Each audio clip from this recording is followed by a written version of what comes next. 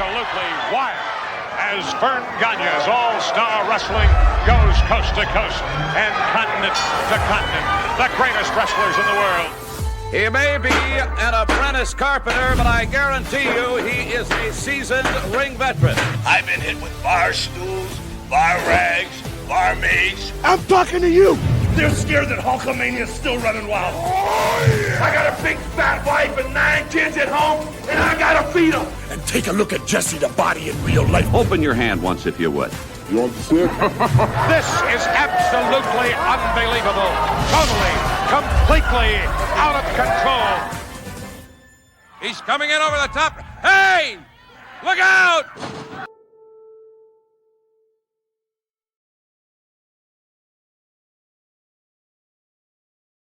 Welcome in to AWA Unleashed. We are the preeminent #1 podcast dedicated to the stories and the memories and the characters and the gimmicks and all of the wrestling vernacular that people on the internet are using nowadays to talk about the professional wrestling business.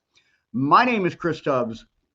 Bring in Polish Joe and Slick Mick. And guys, it says the Major League of Professional Wrestling, but the Minor League of Wrestling podcast. Is that fair? Yeah, it is fair. And my question to you would be, Minor League of Wrestling podcasters. Yeah. Oh, there you go. If we're #1, I've always had this question in AWA pod. Who's #2? There is no #2. That's why I'm shaking my head. No, I think we're the only podcast that does the AWA. Well, so we're good. not only #1, but we're #2. And you can't go #2 without going #1. Thank you, Doctor. Well, you can. What? Well, it's very, very rare.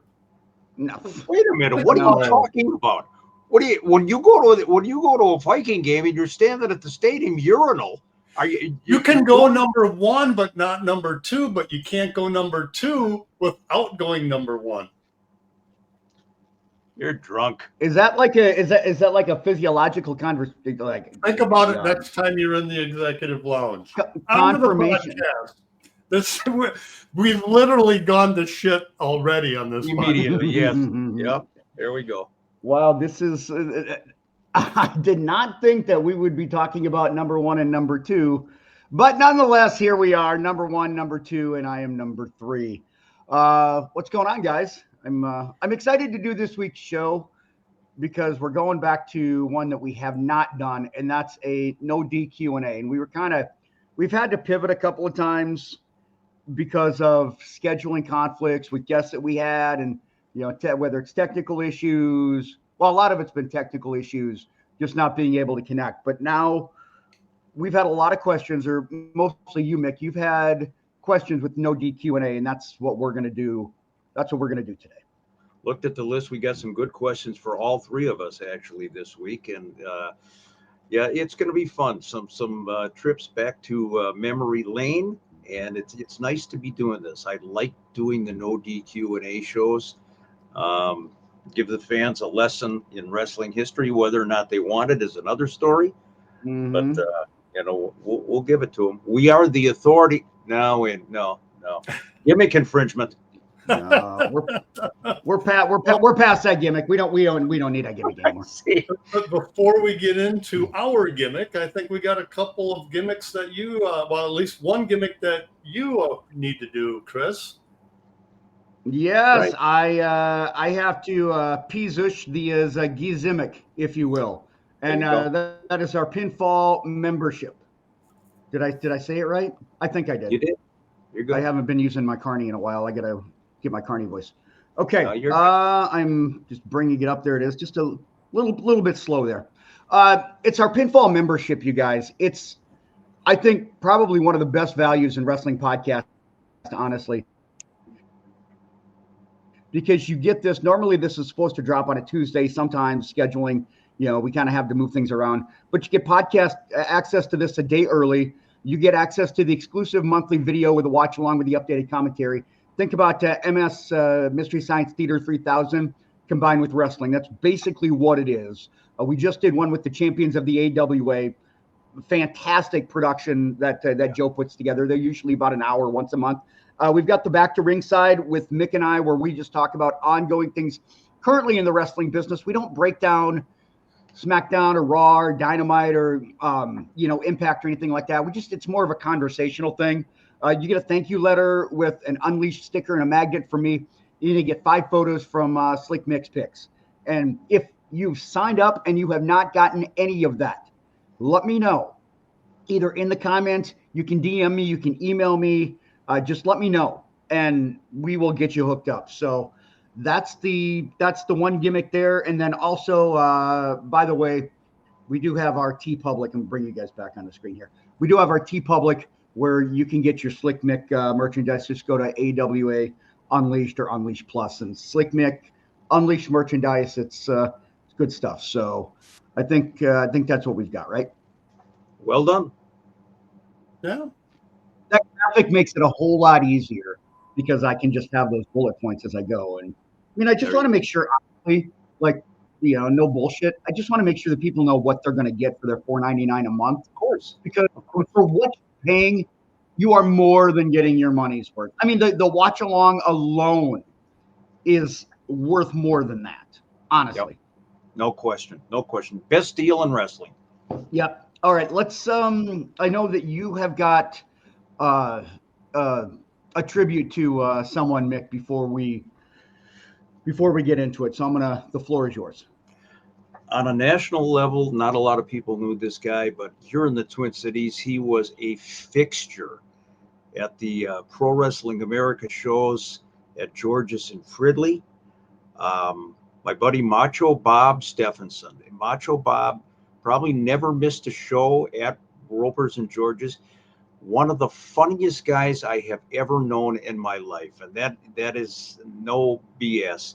He would come to our pay-per-views back in the day when you had pay-per-view parties, and one-liner after another. Funniest guy in the world, longtime AWA wrestling fan. Last couple of years were not real good to Macho from a health standpoint, so he kind of became a recluse. Didn't get out a lot, if at all, and got the word the other day that probably about a month ago he passed away. So to Bob Stephenson, to everybody who knew Macho Bob and the guys at Roper's back in the day certainly did and loved him. Hats off to you, Bob, and hoist one to all our old Roper's gang up there with you, and enjoy the vast variety of pay-per-views that you're watching right now. I think he's involved in a battle royal right now. He could, yeah. Maybe he'll do a bushwhacker, walk in and walk right out. One of those. The Macho Bushwhacker. There you are. Oh yeah! That was Mick's nickname when he was younger. Wow. Yeah, one thing you. Wow. I mean, Hey, what? If only. Come on. Oh, come on. See, now that I'm older, it's got a whole new meaning. Oh, love it. All right, let's get to the questions. Yeah, I just wanted to say one thing too, and it kind of piggybacks off of what we were talking about before we went on the sense of community as well that wrestling can provide. It is, you've got to be a special and unique individual. I don't mean special in a bad way. Like, you've got to be a unique individual to enjoy wrestling and to be a part of that community. But I will say, when you are around people that enjoy wrestling for the same reasons, it is one of the funnest environments and one of the most relaxing environments that I do a lot of things outside of this. I mean, I'm involved with a lot of professional sports here in the Twin Cities because of my job and other events too. But there's a sense of community with wrestling fans that you just don't get other places. You don't. It's such a family atmosphere at times. It's a family reunion, and I know that's one thing we talk with Chad Olson. Wrestling can just be so awesome for the soul at times. Yeah, it absolutely can. And to all the guys from back in the day at Roper's, Al Pavon, Ray Webby, guys that are not here anymore, and it's Dave Randall. That was my crew. That was my guys back then, and they're not here anymore. And God bless them all. Good point, Chris, about the camaraderie of the community, no doubt. I've always So said let's do some questions. Yeah, go ahead. I've always said this about professional wrestling. People, for as long as I've been alive, would always try to, oh, that's fake. That's, that's not real. When I was younger and when kayfabe was still alive, there was always that question. But when I would go to the matches, go to the Civic Center, St. Paul Auditorium before that, the Minneapolis Auditorium, it was never about trying to find what's wrong in it. And I always use the analogy of a movie. When you go to a movie, do you really think Tom Cruise can beat up 7 guys when they, when he's being surrounded, or something that was done on a green screen that is real? No. Yeah. You go to a movie, you allow yourself to get immersed in the characters, in the plot line, and what's going to end up being the finish. The difference with professional wrestling, it's interactive. Yeah. You don't just sit back in a theater and be quiet, maybe have a comment or two. I compare it to like the Rocky Horror Picture Show. Yeah. That's absolutely what professional wrestling is. Yeah. Just take out 2 hours of your time if you like professional wrestling, and if you don't, give it a shot. Allow yourself the chance to just sit back and enjoy good versus bad. Take whatever side you want and just have fun for the night. Yell and scream at them.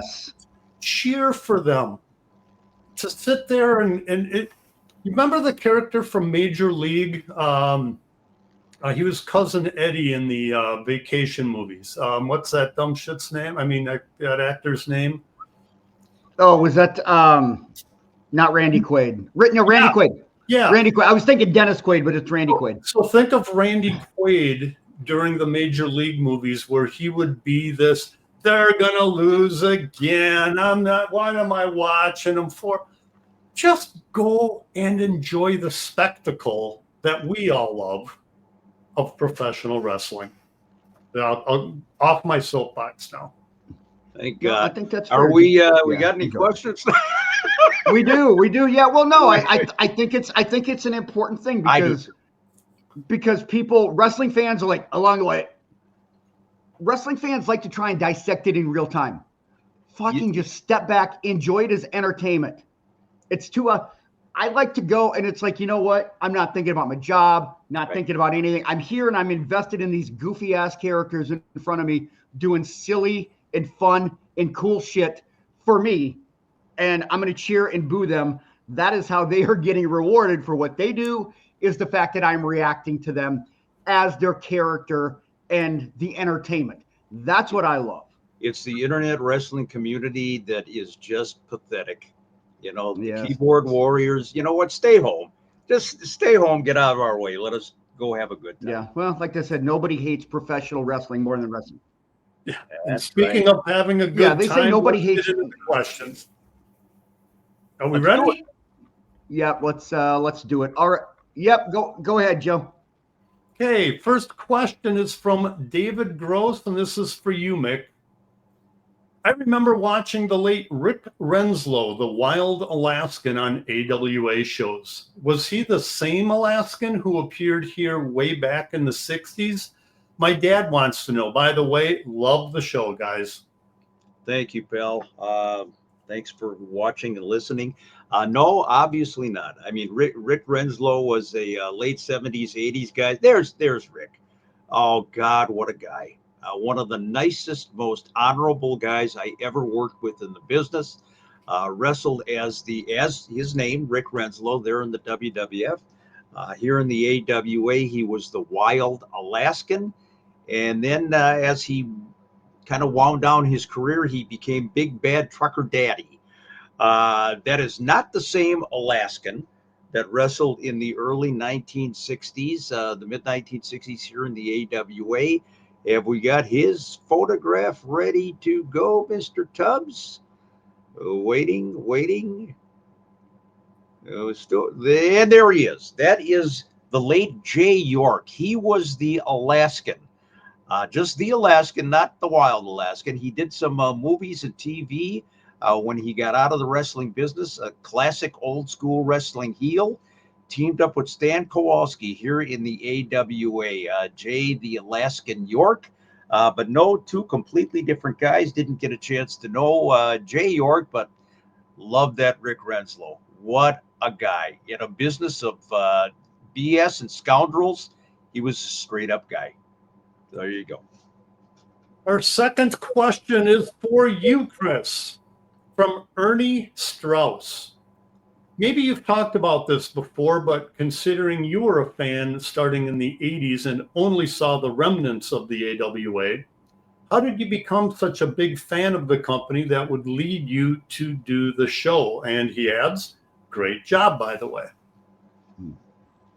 Oh, thank you. I appreciate that.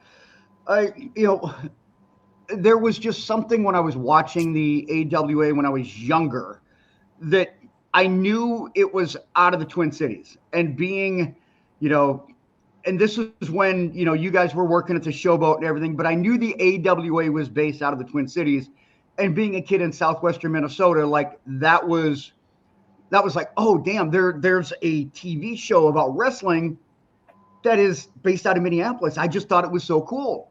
And then I see Mick on TV, and I'm like, I always wanted to be in sports broadcasting or wrestling. I wanted to do something in communication.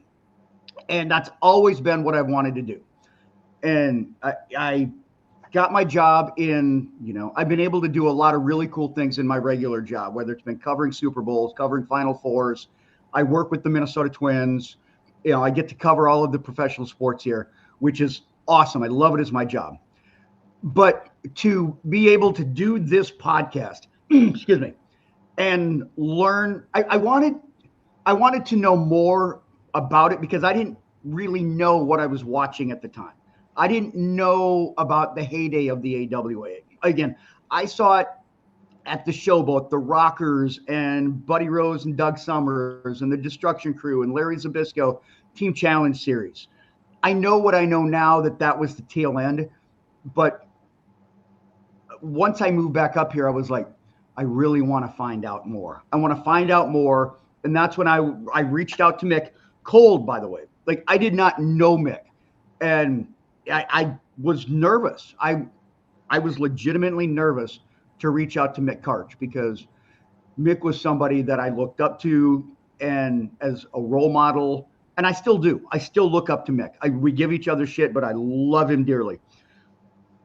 Once we were able to do that and I find out more, I am more and more invested in wanting to know more about the history of the AWA because my real job, I get to do a lot of really cool things, but this is also really cool because kind of like we talked about at the top with wrestling, you just get invested in it and you just have fun. This podcast is just fun. So I hope that answers the question. Great answer, buddy. Hey, question number 3, back to you, Mick. Jesus, I put you over, and you're like, oh, great job. Jesus. Well, So thank you, Ernie. Why we can't fully break our illusion that we exactly hate each other. I mean, we got to That's keep true. some. Suspension of disbelief only goes so far, Chris. Yeah, exactly. Kayfabe. Okay, question 3, back to you, Mick, and this one is from Marty Brooks. Marty. I know Ivan Koloff and Superstar Graham formed a great tag team back in the day. Stan Kowalski was Ivan's manager and mouthpiece. Did he also manage Billy? Great question. And boy, did you take me back with this one. I love it. You talk about three legit tough guys. What a wonderful picture that is. That is 1970s probably 73, 74-ish. AWA Stan Kowalski on the left, Superstar Graham in the middle, and then Ivan Koloff, the Russian Bear. Stan did manage Ivan. I don't think that he managed, if I'm not remembering correctly, because somebody correct me, but I think he just managed Ivan and didn't necessarily manage Superstar Graham. He might have been out there for a tag team match when these guys were out there as a team, but Superstar Billy Graham was his own guy, and Ivan Koloff, that nasty Russian from Canada, he needed a mouthpiece, and what better guy to do it than Stan Kowalski? Mick, when did Stan stop wrestling and just concentrate on managing? Would have been mid-1970s, Joe, and talked about this a couple of times on the podcast. Stan had an ego, and I don't blame him. He was a longtime mainstay, and he went to wrestle down at the auditorium one night. I remember this because I talked to him as he grabbed his bag and left the building. He came down, and they said, Stan, you're going to be working standby tonight. We don't have a spot for you. And he came out with his bag, and he slammed the locker room door. I said, what's the matter? He says, the day that I am standby in professional wrestling is the day that I hang it up. Fuck this. And he turned around, and he walked out of the building, and he went to his home in Fridley, took his bag, threw it in the attic, and never wrestled again. Wow. Yeah. So there you go. Gotta love the conviction. Absolutely. He stood by it, so good for him. Yeah. Moving on to question 4, and this one is for me, from Harold Klingfelter. I cracked up when I heard your comment about saluting Medusa with no hands. Well, that was pretty easy, by the way. Do any of you guys have a photo of Medusa before she got into the business? I've always loved her. I think we might have a picture of her pre-in-ring talents. Seek and ye shall find. There she is. There's the Deuce. I believe that may be her senior picture. Not positive, but honest to God, you look at that face, look closely, and yeah, that's the Deuce. One of the nicest ladies you ever want to meet. Obviously, we're a big fan of hers here at the podcast. And yeah, that's about as far back as I could go, unless I wanted to go, back to her birthday, when she entered this world. But there's Medusa Michelli, and the Deuce is making all these conventions now. She is getting the notoriety that she richly deserves. Yes. Easy to see that picture too with no hands, by the way. I'm gonna say, do you guys want to tell how the picture is labeled, or should I say that? Why don't you? How is it labeled? I don't even know this one. You don't even know how it's labeled? You sent me the picture. I don't look at the file names. I just process the photos. How is it labeled? Oh, so this was Slick Mick. It's labeled Medusa with like 10 M's at the beginning. The keyboard stuck. The M stuck. The M key. And otherwise, that would have never been on there. I have told you got to sit back from the keyboard. Don't start. Hold on. I'm going to put it. See, this is how it was. This is how I'm not even kidding. I'm going to put it on the bottom. That is how it is. Let me show that. Okay. Oh, shit. I'm telling you. That is how the picture is labeled in the file, in the folder. Is this what they call being buried on the air? Yep. No, I'm just. Hey.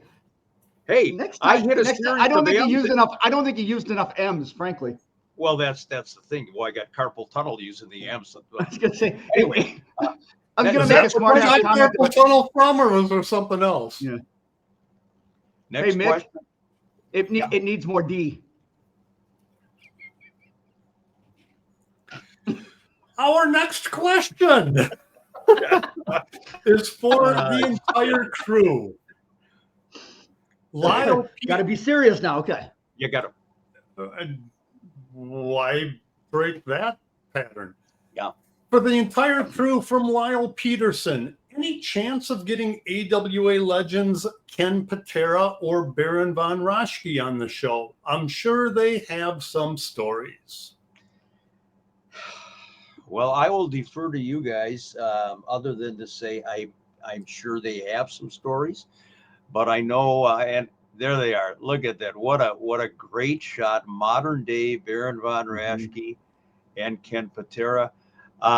Joe, you have addressed the Baron situation before. Ken Patera, I'd love to get him on the show. We just have to be careful with Ken. Although I think we are way beyond caring what is said on this podcast. I think it would be great to have him on the show, but who knows? And I know, Joe, like I said, there's an issue with the Baron at this point. There have been some health issues, although it hopefully does make it down to Iowa for the Hall of Fame. He's being honored down there. All I can say is we'll keep trying and hoping and seeing if we can make it work for all parties involved. Can you imagine Patera on this podcast? Well, if we've had Marty Jannetty on there, I mean, talk about, well, it's not raising the bar, lowering the bar. I don't know how much lower we can get. Oh, Ken will take you there. Ken will take you to the basement level. Sub-basement. He's in the bunker. And that's great. It is. That's great. It is. That's great. I mean, the lower the better. Some people want to go high. They go high. We go really, really low. Absolutely. No, we strive for absolutely no success whatsoever. And you know what? Oh yeah. And we do that very well. Damn right. Yeah, we're good at being just bad. Next question. We're the best at being bad. Big bad. We're the best of the worst. Best of the worst. That's right. Okay, our next question. We're moving on. This is for the entire crew as well. This is from Ronnie Gonzalez. My favorite tag team was the Road Warriors. I got chills when they played Iron Man when they stormed the ring. Do you have any pictures of them out of character? And before you put it up, Chris, when I saw this one as I was processing it, I love this picture coming up. Absolutely classic. And there's a couple of others involved besides Animal and Hawk. Seek and ye shall find. Gonzalez. These are the boys on the road. One example. Boys being boys. Yep. Look at that, ladies and gentlemen. There is, on your left, that's Terry Gordy and Paul Ellering. There's Animal. Not quite sure what he's doing there. And Hawk, who obviously has no idea where he is.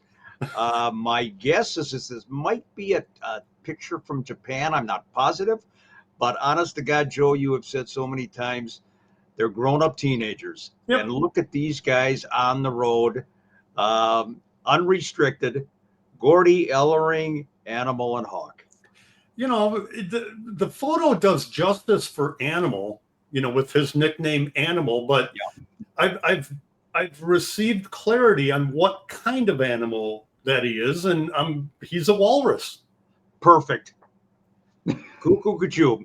I think Hawk's kind of got that Popeye look, right? He's like, yeah, he does. Olive sweet pea. give me the what a rush in Popeye. The who? Oh, what a rush. And Gordy, of course, looks like he's looking for the nearest restroom. Precious Paul is amused by the whole thing, and there you see the walrus, Animal, and a Hawk. What can you say? Hawk. I think Gordy was pissed that he didn't have a pair of chopsticks to do something with. That was the issue. Olive sweet pea.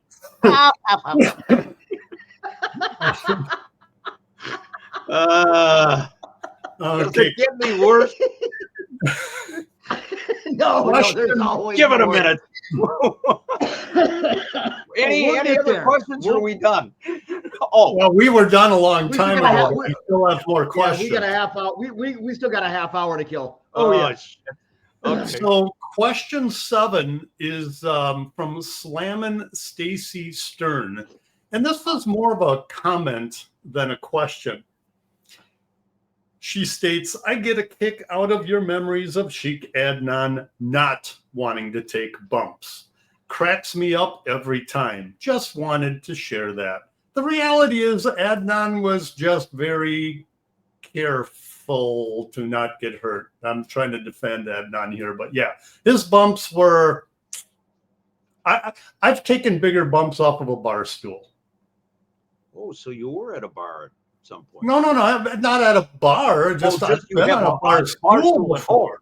Yeah, yeah. Well, let's take a look right here, ladies and gentlemen. You know, if you think that Adnan was afraid, here is a photograph. Look at Adnan's face. And Baron at this point is saying to him, you big babish, all you have to do is go into the soft turnbuckle. And look at that. Adnan, he's eyeballing the turnbuckle 5 feet away, and it's like the guy's totally panicked. And that was about as close to Adnan selling a bump as you're ever going to see. Unreal. Look at that. Look at him. You know, as a wrestler, his fear of taking a bump was very evident. But as a manager, it fit well because he is a manager and he should be cowering and afraid of the other talent. But the reality is that the bumps he took as a wrestler and later as a manager were, put it this way, I don't think Adnan would be invited to a wrestling training camp to teach people how to take a bump. Yeah, Adnan would be the guy that you used as a don't ever take a bump this way example. But you got to love the Baron, that fatherly Baron, you know, kind of walking Adnan through the moment of fear there. Wow. So would you say that Adnan's bump card didn't have any punch outs then? No punch outs whatsoever. Okay. Not a one. It's pristine. Not a one. It's still at the Casey estate in plastic. Not a punch hole in the card. Not a punch hole on his bump card. That's right.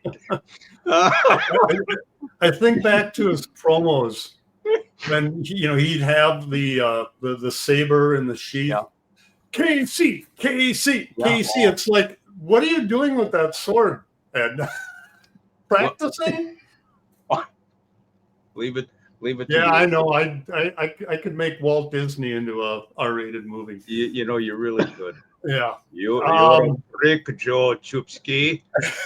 Question number 8 is for me. It's from Lynn Petorsek. She asks, who did you enjoy working with more, Greg Gagne or Jim Brunzell? If you had them together on a podcast, who do you think would be more forthcoming? So on the first part of the question, I've only worked with Jim. He left before I started with the AWA. So I didn't get a chance to work with him when he was wrestling. But I've had many opportunities at meet and greets and had him at a couple of shows that I was, I guess you could say, promoted. Great guy. But from, I guess, just because I've worked more with Greg, and for a much longer period of time, that I would say that I've enjoyed working with Greg more. Now, as far as the second part of the question, and judging by Mick's laughter as I read the second part of it and knowing what his answer would be, Jim Brunzell would be more forthcoming. Just a little bit. Yeah, and I can leave it there, and yeah, that's my answer. Chris, if I'm not mistaken, the Brunzell and Gagne interviews on our podcast, weren't those two of the highest rated or most viewed shows that we've done? Weren't they right up there? I'd have to go back and look. Yeah, I think they are. And I know Yeah. Jim was one of the earlier ones that we did. So I think that's one of the reasons why it popped. And then, of course, Greg being Greg, I mean, people were obviously wanting to hear from him. And I mean, that's, Joe's relationship with Greg helped broker that, obviously. But I think that, yeah, those were two. And I will say, I think Greg was a little more forthcoming than what I thought. I agree. He gave us more than what I was anticipating, Yep. and I appreciated that. And again, I just feel like that was his friendship with Joe was one of the reasons why he felt at ease talking with us, because he knows you guys. So, but The comfort I level, do think that obviously, yeah. yeah, I think but if you would have had, Jim gave us a lot early, and I mean we could go back and do another one with Jim if we needed Oh, to. Jim was great. as Greg has gotten older, I believe he's now 77. And I bring that up because as you get older, I think more people than not sort of loosen up, if you will. If we would have had Greg on 20, 30 years ago, I would wonder if he would have been as forthcoming. I don't even think Yeah, you have to go back 20, 30 years, 10 Yeah. years. Well, I'll go back when I first started at CCO. Probably, let's even go like 5 years ago. I was producing a show with someone, and they had Greg on, and they were asking Greg a question, and it was all about being in character. He's talking about Winnipeg and like doing a show up there, and it was all in character. And at that point, I was like, nobody's going to get anything out of this interview because he's still protecting it. And now, I mean, so something has changed between 2019, 2020, and 2025. But I mean, it's nice because there's a lot of stuff that I think there can be a new respect for Greg if he can just kind of explain things from his point of view. Yep. And I think maybe people would be more understanding of kind of his role in everything, instead of people thinking that he was this Nepo baby who didn't deserve what he got. It's like I just feel like, yeah, like you said, Joe, if he let his guard down, people would understand there's a lot more there, and he would maybe get more of the respect that he deserves. That's just me. Well, and I think he did, in fact, do that when we had him on. He did, yes. Absolutely, yeah. He and I remembered a couple of facts differently, but as Greg will admit, he goes, if I'm not quoting him, but he would say, if that's what Joe remembers, that's probably what happened. I was in my 20s, minorly awestruck in the beginning, and for that 6-year period of time, I just remember facts, and if not the exact dates of stuff, maybe the season or even the month. There's something about it, something about professional wrestling, something about that period of time in my life where it's like, yep, this happened in the office. So anyway, moving on to question number 10. Mick, this one is for you, and it's from Ozzy Gray. Is Sergeant Slaughter still wrestling? He was always a favorite of mine. Any picks when he was just good old Bobby Remus from Eden Prairie? Sarge is no longer wrestling. He looks great. When you see Sarge in person, he's lost a lot of weight. Finally, he's trimmed down. He looks terrific. But this will take you back about 51 years or so. And look at the Sarge. I mean, this is, I believe, taken at the old Calhoun Beach Hotel, AWA TV taping, where they did a lot of the promo photos out in the hallway. Full head of hair, which I'm sure Sarge would like to have today. He's still got the stash. One thing has not changed: the chin. You could go back probably to his birth, and I'm guessing Sarge came out chin first, way back in the day. But Bob Remus from Eden Prairie, Minnesota, one of my absolute favorite guys, a friend. He put me over so fucking many times he didn't have to. And yeah, look at that. Look at that guy.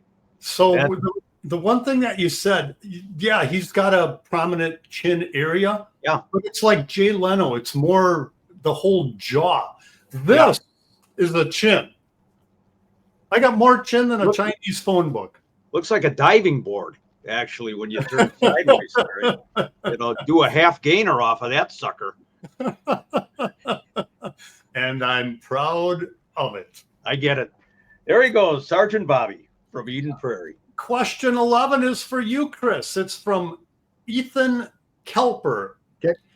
I know you've mentioned Pat Tanaka's name as a potential guest. Any update? I was always impressed with the Bad Company team. Yeah, it's funny because Pat Tanaka was one that we were actually going to get on a few weeks ago, and there's the BADD company. We were going to get him on, and we couldn't make it work. We tried for, about a half hour, 45 minutes, and I was texting with him, and we were just sitting here trying to figure things out. We were on the phone, and sometimes technology, it just doesn't work. And you can do everything in your power, and sometimes it just doesn't. I was actually just texting with him earlier today before we actually went on. So I was texting, been in contact. So he's very excited to do it. He wants to do it. I think he was like super bummed. I think he felt really bad that technically we weren't able to make it work. But hey, sometimes shit happens, life happens. You can't control it. You just roll with it. But yes, Pat Tanaka will definitely be on this. He will be on this show sooner rather than later. That much I know. Chris, you know why it was such a disappointment was because, and he did feel bad. He felt terrible about it. He felt awful. He felt awful. And I'm like, dude, you're Pat fucking Tanaka. You don't have to feel bad about anything. We tried for a long time to get Pat on. We really want to get him on this show. And for whatever, he's got a full-time job. He's, as they say in the business, a shoot job. And he's got a shoot job. He's training. Like he's got so many things going on. I would also add, and I've talked about this before, Pat Tanaka is eager to do our program. Paul Diamond, Tom Borick is not so eager to do our program. So of the two Bad Company guys, Pat will be the one that appears on our show. So did he feel so bad about it that it was BADD bad? That was about the most obvious handoff setup. It was just a question of which one. I've never claimed to be a comedian. I'm just stupid. Oh, you're a... Just saying. Next question. It's like I say, I don't need anybody to make me look stupid. I can do that on my own. You're damn right. That's great. Yep. Some things in life are, in fact, easy. There you go. Question number 12. Mick, this one is for you, and it's from Ed Silvers.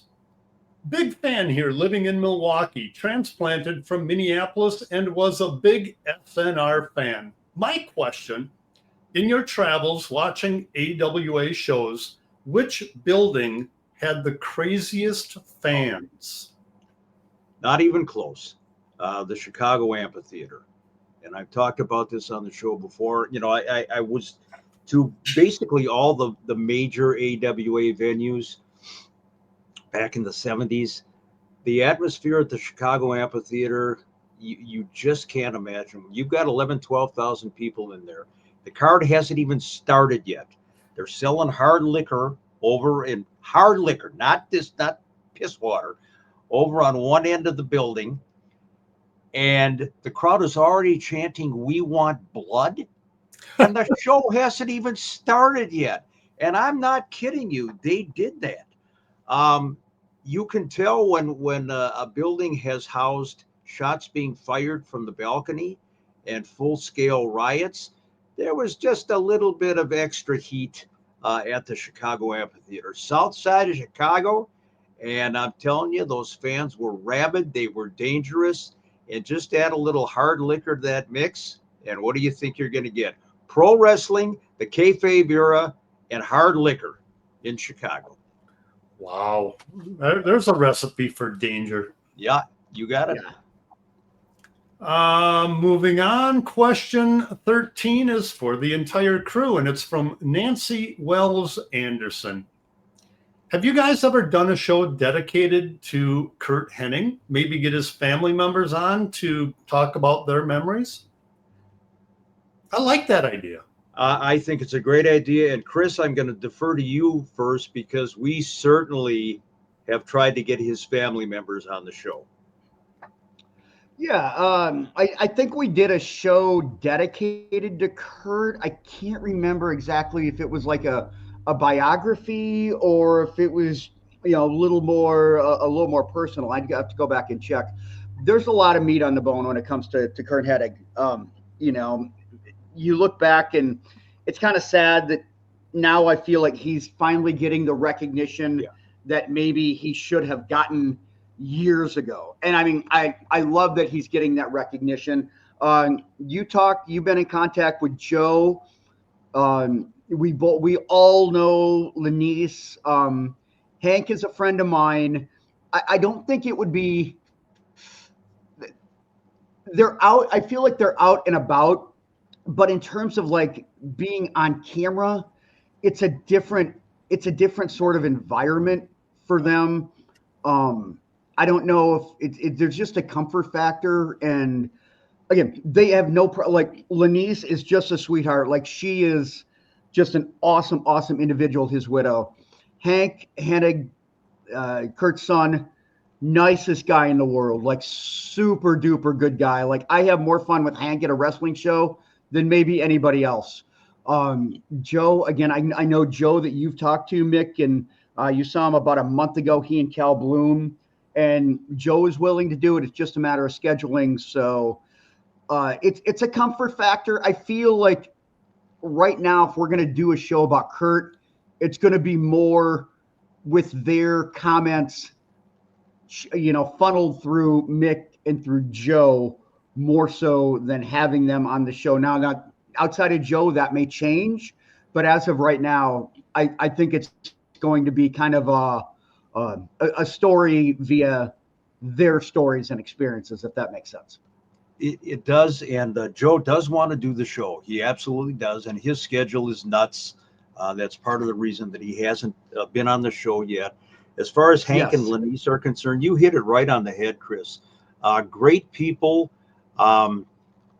Even when we introduce them at shows to the audience, I know Hank is getting a little bit more comfortable. I mean, this guy's out there signing autographs right now, but when he everybody, I mean, oh my God, they're so over. And I mean, they're if you have ever been to a show and you have been around Hank Hennig and Lenise Hennig, they are the most approachable, humble people that you can meet. Like you would not imagine that their last name is Hennig. That is just how humble and just approachable and kind-hearted they are. And they're awesome people. Like they're awesome people, just not in terms of like, I don't think they like being the center of attention. I think that kind of makes them uncomfortable.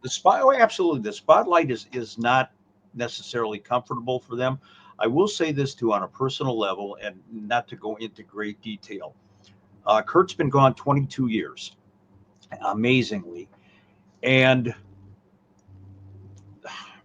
I know I have seen some video interviews with Joe, and I've talked to Lenise and Hank personally, and I don't know, and this is not denigrating, I'm amazed at how Curt is still here to this family. They don't talk about Curt like he's been gone for 23 years. They literally talk to him, especially Lenise. Curt this and Curt that. And I remember, what would Curt do in this situation? And we know, Chris, you and I have talked to Hank. He gets very emotional when we talk about Curt. Joe, I saw a shoot interview with him, and somebody said something that Joe took a little bit off color. Well, at least he thought it was. Might have been an innocent comment about Kurt, and he did not take kindly to it. So this is a fresh wound to this family some 23 years ago, and I would love to get them on the show.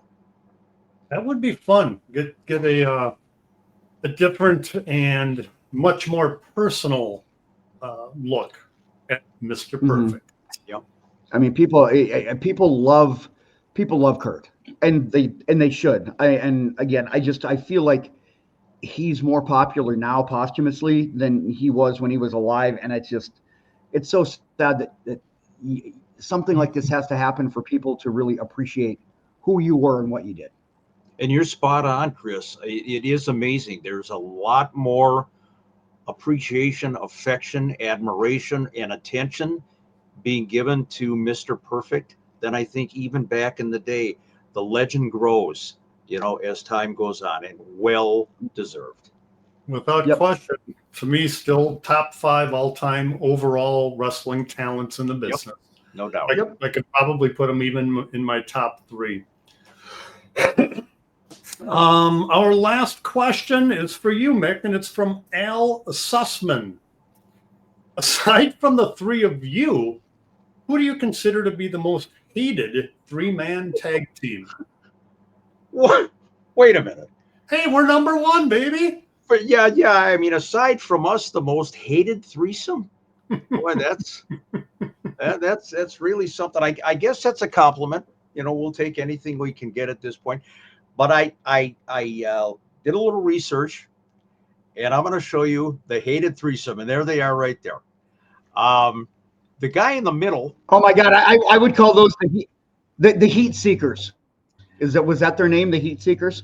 It might be the Heat Seekers, although I would say that the guy in the middle there, it's guilt by association. I think on the overall, he's a pussy. He's not a shit stirrer at all. To his right and your left, that is Dave Meltzer, old Uncle Dave, who seems to be getting more heat as he goes on in his career than ever before. I mean, this guy's like a raging wildfire of heat. And of course, my buddy Wade Keller. Wade, I haven't talked to in a handful of years. Still doing the Pro Wrestling Torch. These guys arguably were a big part of the transition to what you see today with the internet marks and talking about the ins and outs of wrestling. Wade Keller always would say, if you're going to be a journalist in this business, you got to cover all of it. You can't not just what you see on television. School of thought says yes, another school of thought says no. But there's no question about the impact that those 2 guys have had on the wrestling business. The third guy, not so much. But the Heat Seekers, that would be a great name for that trio. I remember back in the office when Keller, I think, had just started the Pro Wrestling Torch. I mean, that would have been maybe early, like 84-ish? I think it was later. I think he actually got started more around the era of the Showboat run. Okay. The Observer I know was around prior to that. Okay, well, in the office, the Torch would come about every month, or every month-ish. And I just remember looking forward to seeing what kind of, shall we say, behind-the-scenes information that would be posted on there. I will say, for the most part, I mean, more than not, his information was right. Sometimes it was off, knowing, what I knew from working in the office. But every time it's like, did the new Torch come out yet? Yeah, and the office would get a copy of it.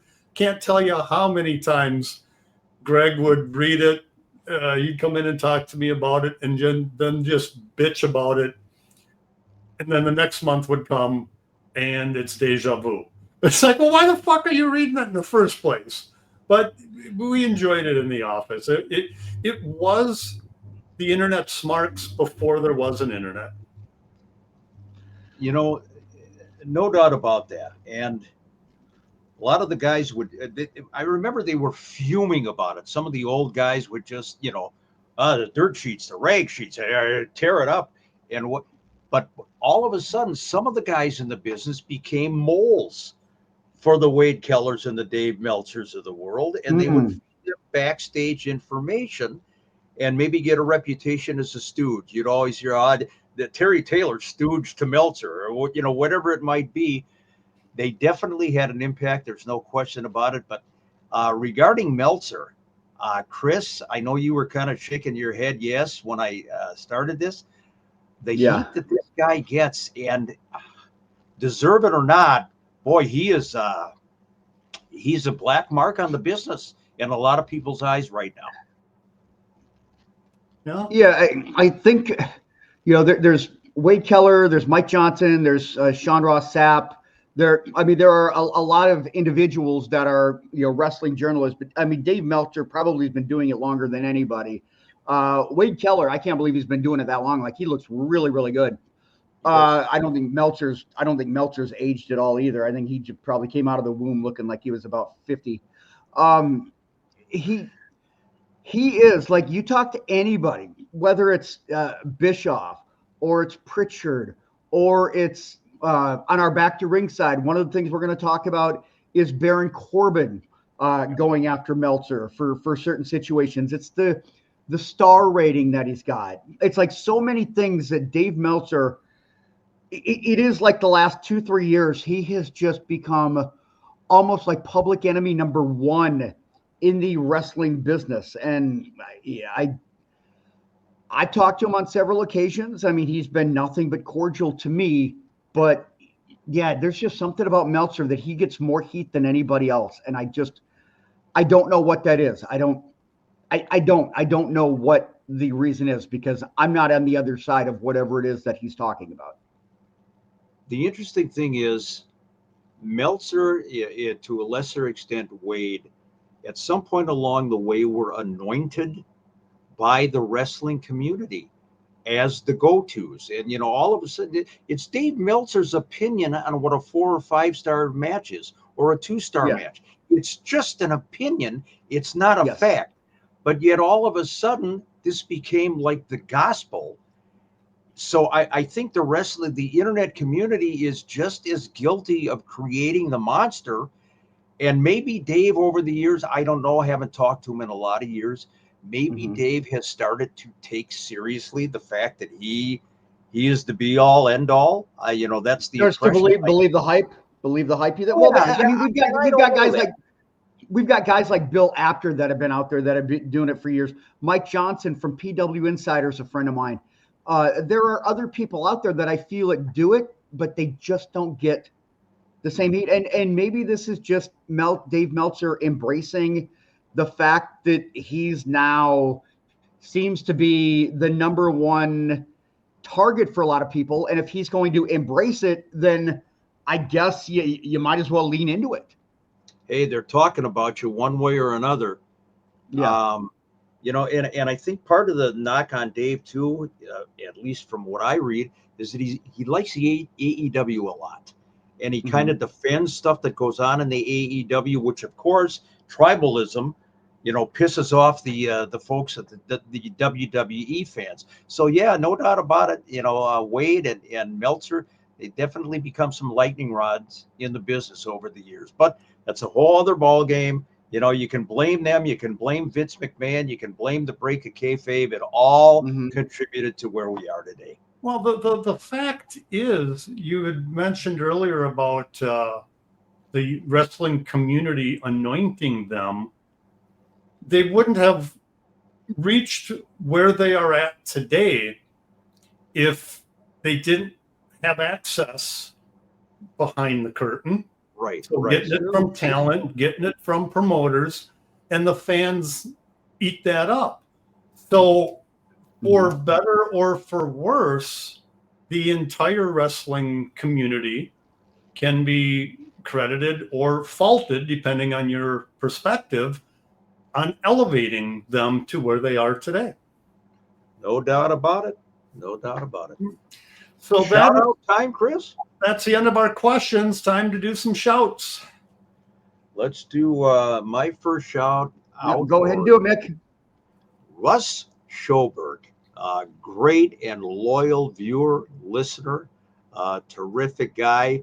Buys a lot of merchandise from you too, I should add. That's probably a little, little bonus that he's, like a little bit less than you and your dartboard theory there, Joe. But Russ Schoberg, love you, buddy. Thanks for the support.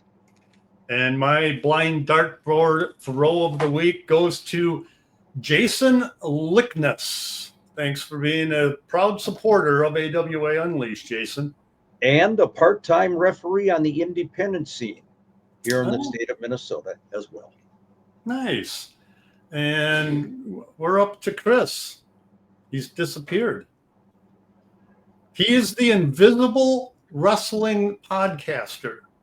So, I think we lost it. Oh, wait a minute. Wait, whoa, there he is. There he is right there. Yeah, no, I had to. I'm not the only one at home right now, so I had to disconnect for a bit. So, where were we with the shout-outs? It's to you, buddy.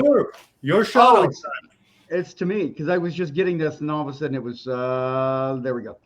All right, mine is to Nathan Tim, who goes by PluFan24 on Instagram and on, I believe, on Twitter and Blue Sky and everything.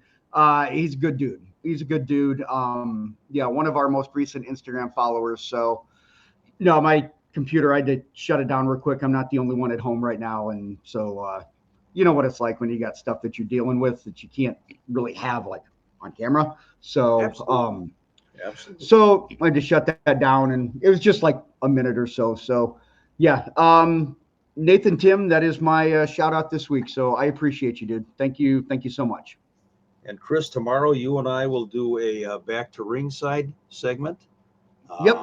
Talk about what's going on in the current day wrestling business, and next week we will get your shovels out, ladies and gentlemen. Put on your work gloves, because we're going to be scooping up our usual weekly dose of bullshit.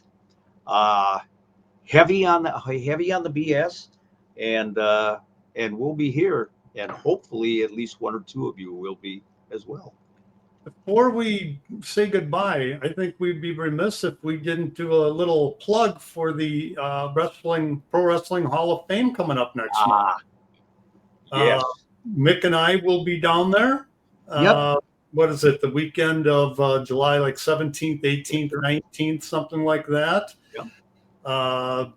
Show up. Would love to see you down there. Help support the business. Help support the Pro Wrestling Hall of Fame, which is like there's memorabilia. There's that, like, it's a Hall of Fame. It's not a made for TV.